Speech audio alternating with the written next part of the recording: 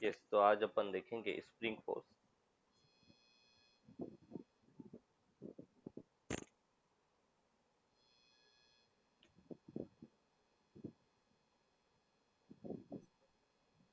Spring force. तो sir ये non impulsive force होती है ना। हाँ, ये नॉन इम्पल्सिव फोर्स। ये जिसे अपन कह रहे कि एक स्प्रिंग है।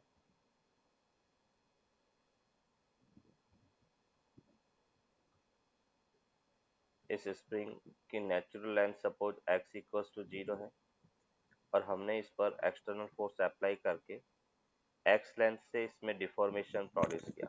ये अपन कह रहे कि एक्सटर्नल फोर्स अप्लाई किया जिसके कारण स्प्रिंग में डिफॉर्मेशन x है। स्प्रिंग में डिफॉर्मेशन एक्स है तो अपन कह रहे हैं कि एक्सटर्नल फोर्स के अगेंस्ट एक रीस्टोरिंग फोर्स है, वो अपन कह रहे हैं कि स्प्रिंग में लगना स्टार्ट होगा। और वो जो रीस्टोरिंग फोर्स या जो स्प्रिंग फोर्स है according to Hooke's law minus of F external के इक्वल होगा। मतलब अपन कह रहे हैं कि इस स्प्रिंग के अंदर जो स्प्रिंग फोर्स है वो नेगेटिव ऑफ एक्सटर्नल फोर्स के इक्वल होगा। और एक्सटर्नल फोर्स जो है वो अपन कहेंगे कि इसके डिफॉर्मेशन के डायरेक्टली प्रोपोर्शनल होता है। और डायरेक्टली प्रोपोर्शनल है तो हम ये कह सकते हैं प्रोपोर्शनल साइन हटाने के लिए कांस्टेंट के अप्लाई करेंगे तो के एक्स। तो ये वैल्यू अपन यहाँ पे रखेंगे तो यहाँ से अपने को मिला कि spring force F spring that is equals to minus K X के इक्वल होगा। मतलब स्प्रिंग फोर्स डिफॉर्मेशन के ऑपोजिट लगेगा और स्प्रिंग फोर्स होता है यस। Minus K X. के यहाँ पर स्प्रिंग कांस्टेंट है, के that is spring constant.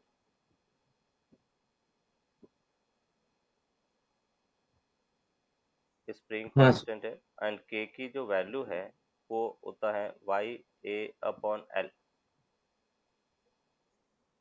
Y यहाँ पर मैकेनिकल प्रॉपर्टीज है या अपन कह रहे कि Y Young's modulus of elasticity है।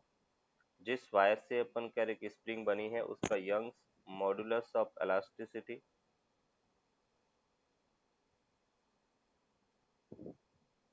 उस पे डिपेंड करेगा। ए उसका क्रॉस सेक्शन वायर है, cross section of the wire है।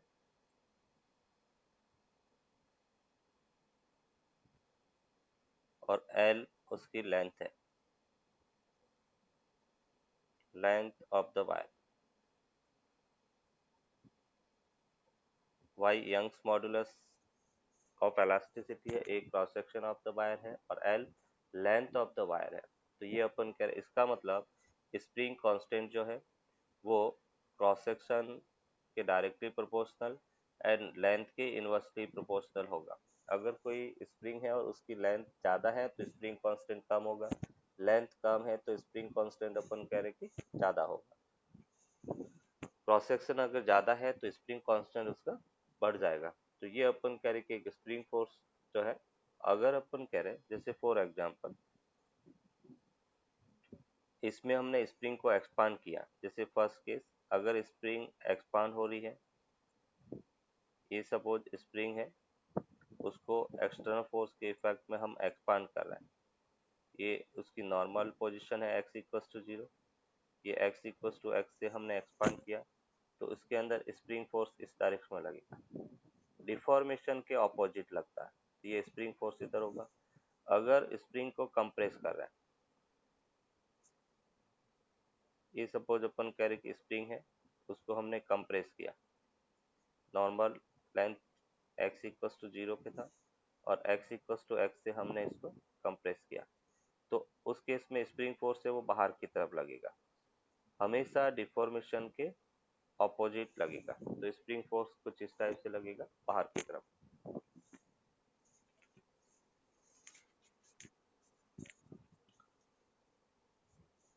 ठीक है सर। नेक्स्ट अपन कह रहे कि अगर जैसे हमने एक्सपांड किया तो दोनों तरफ इक्वल एक्सटर्नल फोर्स लगेगा। स्प्रिंग को अपन एक्सपांड कर रहे तो इस टाइप से अपन कह रहे कि स्प्रिंग एक्सटर्नल फोर्स बाहर की तरफ है एफ एक्सटर्नल तो स्प्रिंग फोर्स इस एंड पर भी अंदर की तरफ लगेगा, इस एंड पर भी स्प्रिंग फोर्स अंदर की तरफ लगेगा। फोर्थ पॉइंट, अगर स्प्रिंग को कंप्रेस कर रहे हैं इस टाइप से, अपन कह रहे कि दोनों एंड से एक्सटर्नल फोर्स अप्लाई करके हम उसको कंप्रेस कर रहे हैं, तो स्प्रिंग फोर्स बाहर की तरफ लगेगा। तो ये स्प्रिंग फोर्स की डायरेक्शन, एफ स्प्रिंग इधर लगेगा, यहाँ पे स्प्रिंग फोर्स इस डायरेक्शन में लगेगा। तो ये सिंपल हमने देखा कि स्प्रिंग फोर्स क्या होता है, स्प्रिंग फोर्स किस डायरेक्शन में लगेगा, स्प्रिंग फोर्स किस पर डिपेंड करता है। अभी अपन यहाँ पे ग्रुपिंग ऑफ स्प्रिंग देखेंगे या कॉम्बिनेशन ऑफ स्प्रिंग, वो डिस्कस करेंगे। Combination of spring,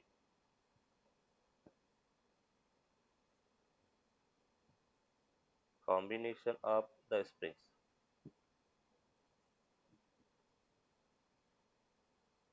combination of the springs के अंदर अपन देखेंगे first series combination, series combination.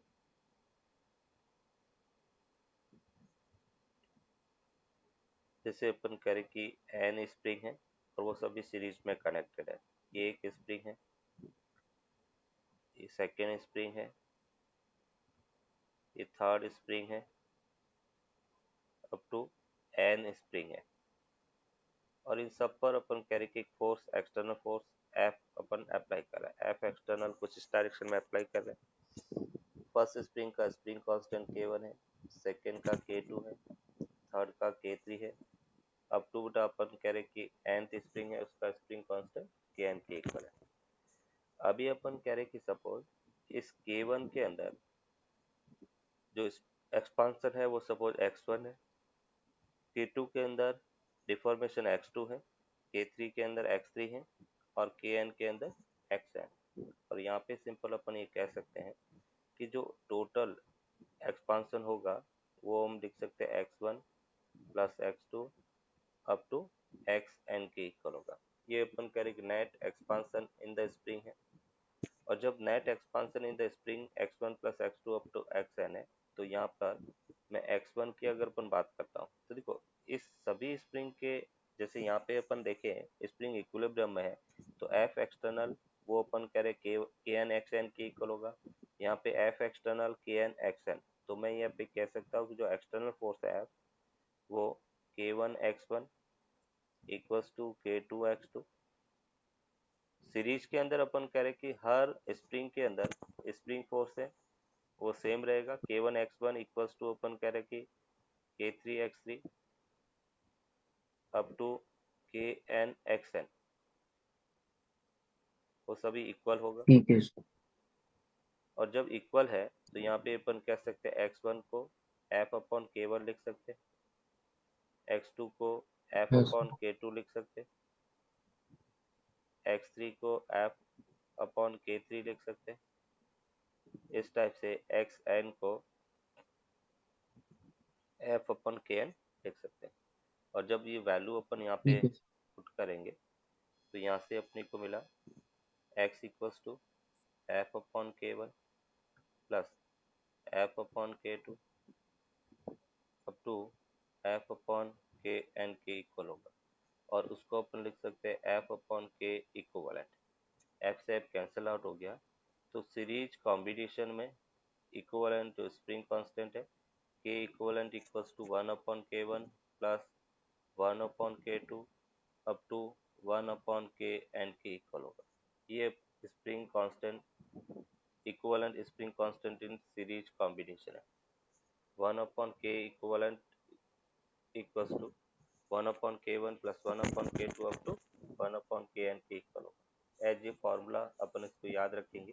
Series combination है तो इक्विवेलेंट स्प्रिंग कांस्टेंट कुछ इस टाइप से फाइंड कर सकते हैं। एक मिनट। Second, parallel combination.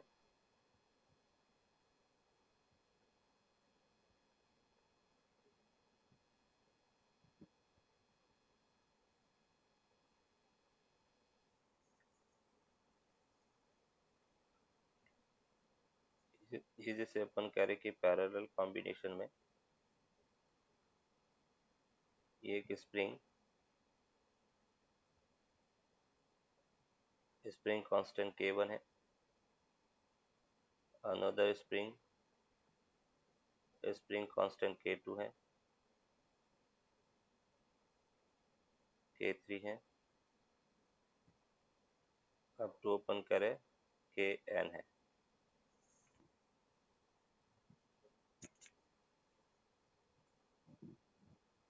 और इन सब से अपन करेंगे इस टाइप से पैरेलल में इनका सबका एक एंड इस रिजिड वॉल से कनेक्टेड है, दूसरा अपन कह रहे कि एक रॉड से कनेक्टेड है।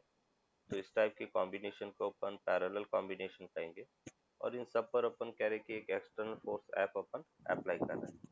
जब एक्सटर्नल फोर्स ऐप अप्लाई करेंगे तो उस केस में इन सभी स्प्रिंग में इक्वल एक्सपांसन हो रहा है।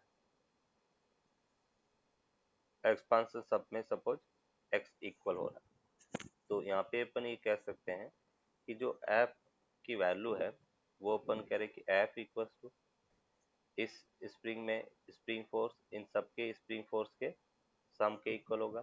तो एफ इक्वल्स टू अपन कह सकते हैं K1 x plus K2 x up to Kn x के इक्वल होगा। जब पैरेलल में है तो नेट फोर्स है सभी स्प्रिंग फोर्स के सम के इक्वल होगा। और एफ को अपन यहाँ पे लिख सकते हैं K1 plus K2 plus up to Kn into x हो गया। और उसको सिंपल अपन लिख सकते हैं K इक्वलेंट इंटू एक्स। ये अपने पास स्प्रिंग फोर्स है, तो यहाँ से सिंपल इसको कंपेयर करेंगे K equivalent in parallel that will be equals to K1 plus K2 up to Kn के इक्वल होगा।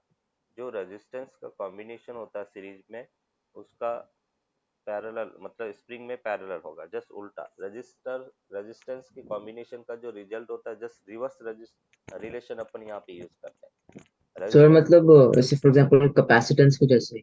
हाँ कैपेसिटेंस की जैसे बिल्कुल। तो K इक्वलेंट ठीक है। K1 plus K2 up to Kn के इक्वल होगा। ये अपन कह रहे कि इक्वलेंट रेजिस्टेंस है, सॉरी इक्वलेंट स्प्रिंग कांस्टेंट है। अभी थर्ड पार्ट अपन कह रहे कि अगर स्प्रिंग को हम स्प्लिट करें तो कैसे अपन उसको हैंडल करें। जैसे ये अपने पास एक स्प्रिंग है, स्प्रिंग ऑफ लेंथ अपन कह रहे कि L के इक्वल है। ये जैसे हमने कहा कि L लेंथ की एक स्प्रिंग है, स्प्रिंग कांस्टेंट अपन कह रहे कि उसका K है। और इस स्प्रिंग कांस्टेंट को अपन दो पार्ट में डिवाइड कर रहे हैं, एक की लेंथ L1 है, दूसरी की लेंथ L2 है। L लेंथ की स्प्रिंग को L1 और L2 दो लेंथ में अपन स्प्लिट कर रहे हैं। तो जो नई स्प्रिंग बनेगी उनका स्प्रिंग कांस्टेंट क्या है वो अपने को फाइंड करना। तो यहाँ पे हमें जैसे गिवन है L1 रेशियो L2 और वो N1 रेशियो N2 के इक्वल है। जैसे 2:3 है या 3:2 है, कुछ भी हो सकता है।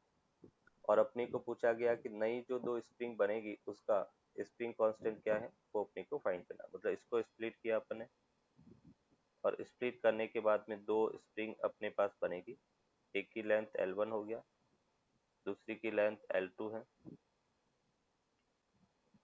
एक का स्प्रिंग कांस्टेंट K1 दूसरे का K2 और K1 K2 की वैल्यू अपने को फाइंड कर। तो यहाँ पे सिंपल अपन ये कह सकते हैं कि स्प्रिंग कांस्टेंट जो है वो लेंथ के इनवर्सली प्रोपोर्शनल होता है, स्टार्टिंग में हमने देखा।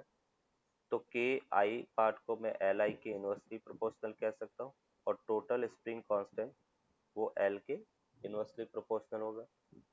इस दोनों को हम रेशियो के फॉर्म में अगर लिखे के आई अपॉन के, वो अपने पास एल अपॉन एल आई के इक्वल होगा।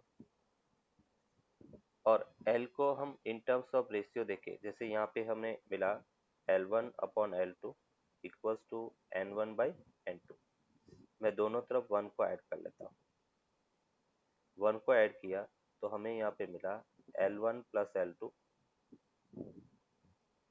Upon L2 equals to N1 plus N2 upon N2, ये मिला।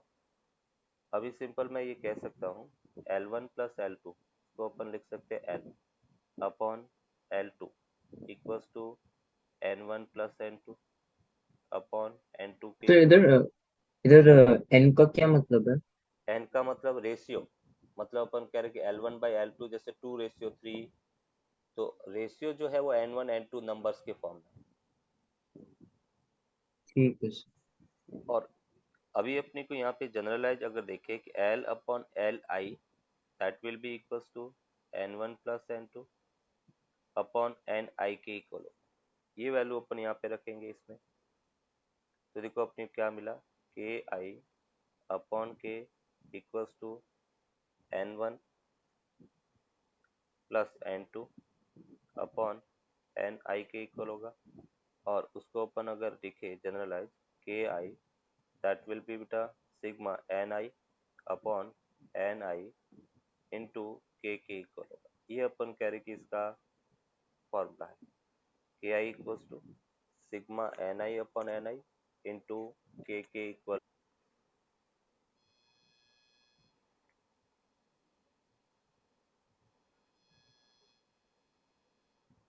ये जैसे अपन कह रहे कि एक स्प्रिंग है,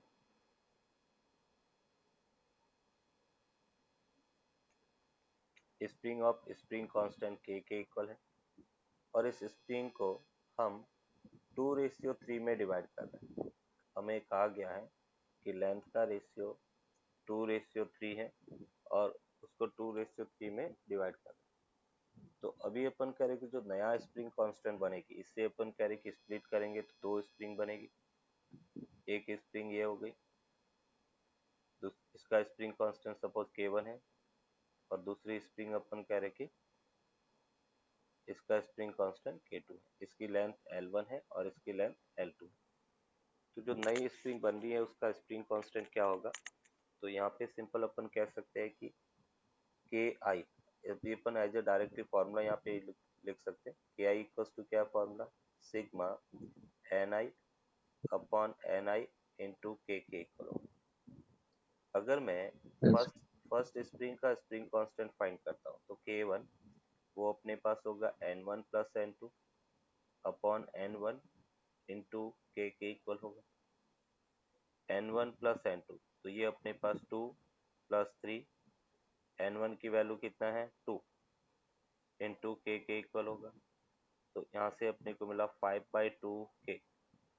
तो जो फर्स्ट पार्ट है उसका स्प्रिंग कांस्टेंट 5/2 के इक्वल होगा। अगर हम सेकेंड पार्ट की बात करें K2, तो वो अपने को मिलेगा N1 प्लस N2 और उसमें 5/3 के हो जाएगा। या N2 इंटू के, तो ये अपने को मिला 2 plus 3 upon 3 into K equal होगा। मीन्स यहाँ पे अपन लिख सकते हैं 5/3 के।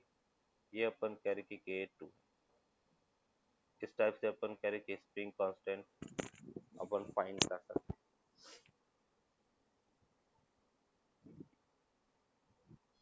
Next example, based on series and parallel combination. ये एक सपोर्ट है, इस सपोर्ट से अपन कह रहे कि एक स्प्रिंग कांस्टेंट के है, अनदर अपन कह रहे कि के है,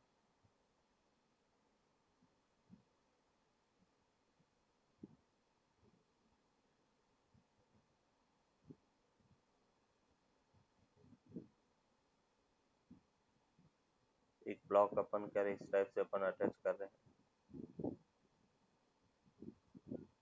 ये अपन कह रहे कि स्प्रिंग कांस्टेंट के, यहाँ पर स्प्रिंग कांस्टेंट के है, यहाँ पर ये अपन कह रहे कि अनदर सपोर्ट है, इसका भी स्प्रिंग कांस्टेंट के है। ये अपन कह रहे कि मास सपोज एम है, और अपने को पूछा गया है कि फाइंड के इक्वलेंट, फाइंड के इक्वलेंट। इसका इक्वलेंट स्प्रिंग कांस्टेंट क्या होगा इस सिस्टम का, वो अपने को फाइंड करना। सबसे सर पहले इसमें हम्म, मैंने ऊपर वाले, ये तो फिर अपन 5/2 के होना चाहिए। या ये जैसे अपन कह रहे कि दोनों स्प्रिंग है, इसका इक्वलेंट k/2 के इक्वल होगा। यहाँ हाँ। पे अपन कह रहे कि दो स्प्रिंग है, दोनों पैरेलल में है, 2k के इक्वल है। इसका अगर इक्विवेलेंट सिस्टम में ड्रॉ करूँ तो यहाँ पे अपने को मिलेगा, फिर सर ये पैरेलल क्यों होगा ये जो हाँ बचा? यस यस, उसी को एक्सप्लेन कर रहे हैं।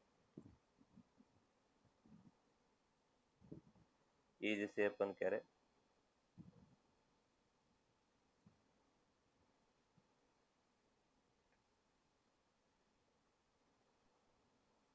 कि अभी सिस्टम ऐसे होगा, इसका स्प्रिंग कांस्टेंट k/2 है, इसका स्प्रिंग कांस्टेंट 2k के इक्वल है।